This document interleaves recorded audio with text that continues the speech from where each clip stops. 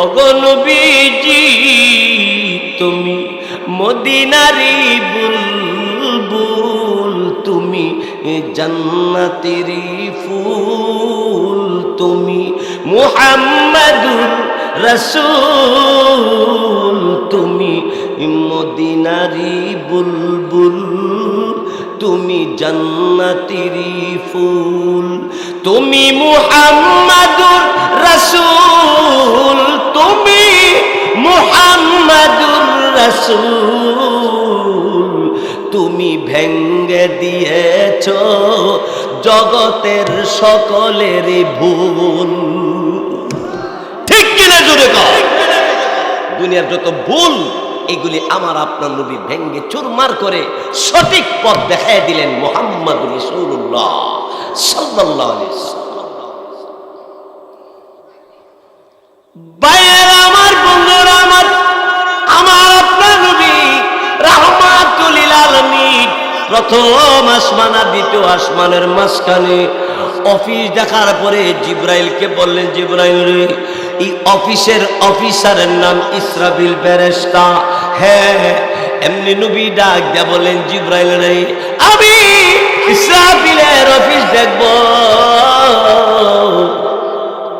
আমার আল্লাহ ডাক দিয়া বলেন, নবী জীবনে পৃথিবীর জমিনে অনেক কষ্ট করেছেন আপনি। দুনিয়াতে যাওয়ার পরে আব্বা বলে নবী ডাক দিতে পাই নাই। নবীজির বাপ নবীর জন্মের আগে একটু মারা গেছে। আমার আব্বা নবীর 6 বছর বয়সে মা পৃথিবীতে বিদায় হয়ে গেছে। আমার নবী মার কিনারে বসে কান্দে বলে, মাগো মক্কা ঈদের আনন্দ মা বাপ ছেলের নিয়ে করে, মাগো বাপ দেখলাম না। মা তুমিও পৃথিবীতে বিদায় হয়ে গেলে, মাগো আমার মাথায় কে তেল দিবে গো মা? ছোট্ট বাচ্চারা যদি কোনো ব্যথা পায় মা মা বলে দৌড়ে বাড়িতে আসে। এই মা, মাগো আমি কার কাছে আশ্রয় নিব? আমি কারে আম্মা বলে আমি ডাক দিব?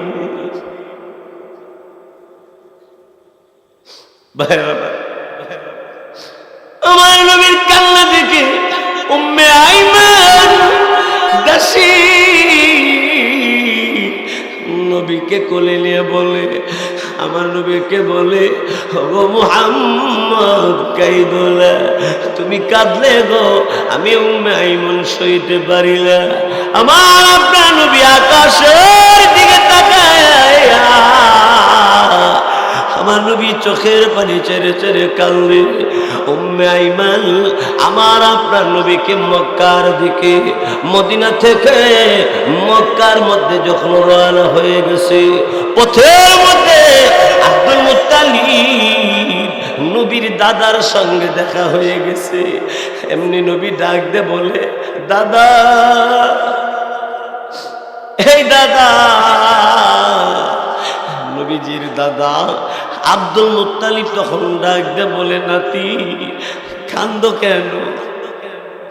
আব্দুল মুত্তালিবকে আমার আপনার নবী তিনি তখন ডাক দে বলে, দাদা গো, বাপ ডাক দিতাম একদিনও পাইলাম না। এ দাদা, মা পর্যন্ত পৃথিবী থেকে বিদায় হয়ে গেল। আব্দুল মুত্তালিব নবীজির চোখের পানি মুছে দিয়া বলে, কাইদো না গো মুহাম্মদ, আমি কাঁদলে আমি আব্দুল মুত্তালিব সইতে পারি না।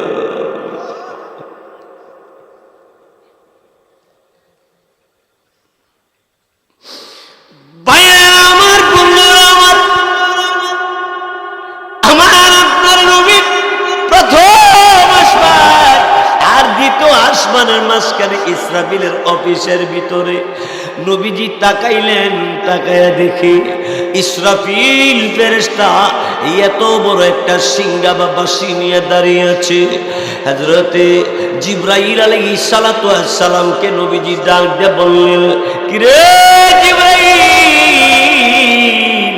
ইসরাফিল এইভাবে সোজা হয়ে দাঁড়িয়ে আছে, এত বড় সিংহা নিয়ে, এত বড় বাঁশি নিয়ে। আল্লাহর নবীকে জিবরাইল ফেরেশতা তখন ডাক দিয়ে বললেন, ওগো নবীজি, এই সিংহার মধ্যে ইসরাফিলে ফু দিবে। ইসরাফিলে এই সিংহার মধ্যে ফু দেওয়ার সাথে সাথে তামাম পৃথিবী, আসমান জমিন সব ধ্বংস হইয়া যাবে।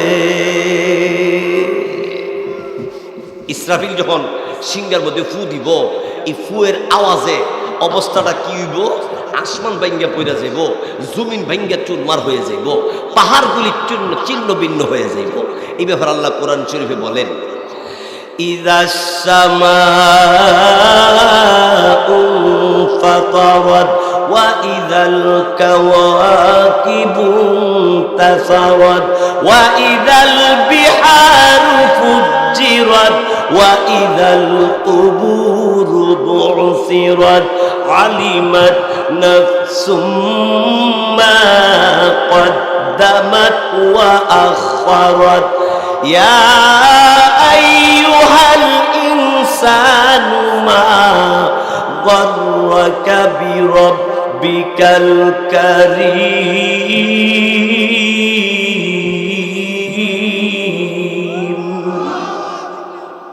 ভাইয়ের আমার, নবীজি বলেন, আমি ইসরাফিলের অফিসের ডান দিকে তাকায় দেখি একদল ফেরেশতারা, আবার বাম দিকে তাকায় দেখি আরেক দল ফেরেশতারা। একদল ফেরেশতারা তারা আল্লাহ আল্লাহ বলে জিকির করে, আরেক দল ফেরেশতারা লা ইলাহা ইল্লাল্লাহ বলে জিকির করে। সুবহানাল্লাহ, জোরে কম।